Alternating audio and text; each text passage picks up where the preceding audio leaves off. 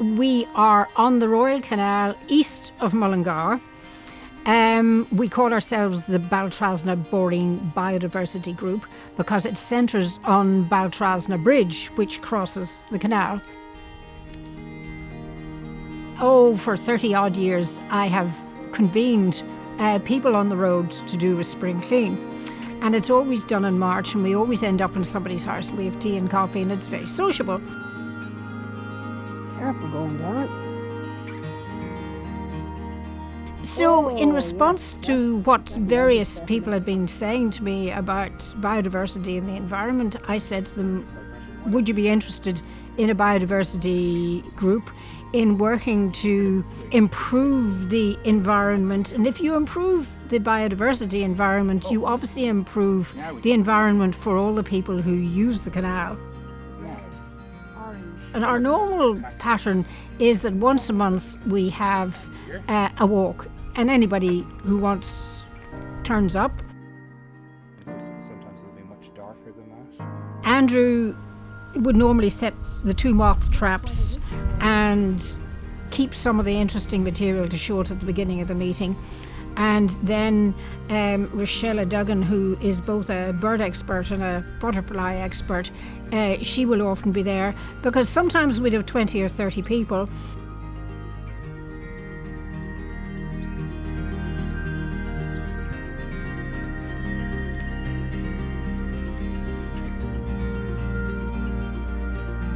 We are just near the culvert, and we've established a young fruit and nut wood here so that it'll attract the birds and the various other things that come in with it.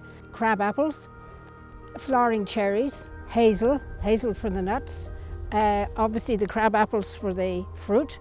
This is only their second year, and in actual fact they have grown fairly well considering we've had 2 major droughts.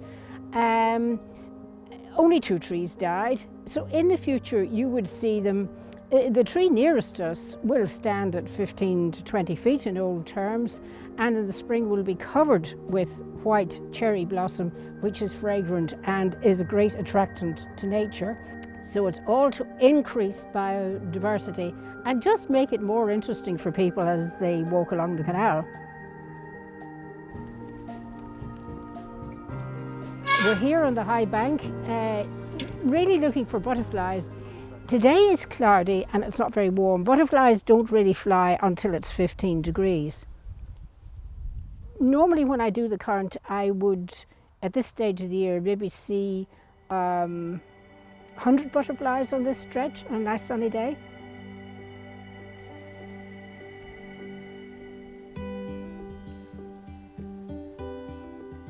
It's linked in with the National Biodiversity Data Centre in Waterford because it's really important that we monitor things. So we monitor butterflies, moths, bees rather less successfully, dragonflies, and we report on wildflowers. And we do see that year on year, as we work to improve the environment, we are getting wildflowers, for instance, that we haven't seen before. Presumably they've been in the soil, but they just haven't been flowering. We have found butterflies, for instance, the brimstone, which we never had before. It works both ways. You improve the environment and you improve the experience for people. And when we're out walking or when we're out recording, particularly, if we have a clipboard and binoculars, people do stop and they engage and they ask questions, and quite often they say, oh yeah, we could try that in our section. So that's the kind of thing you're doing.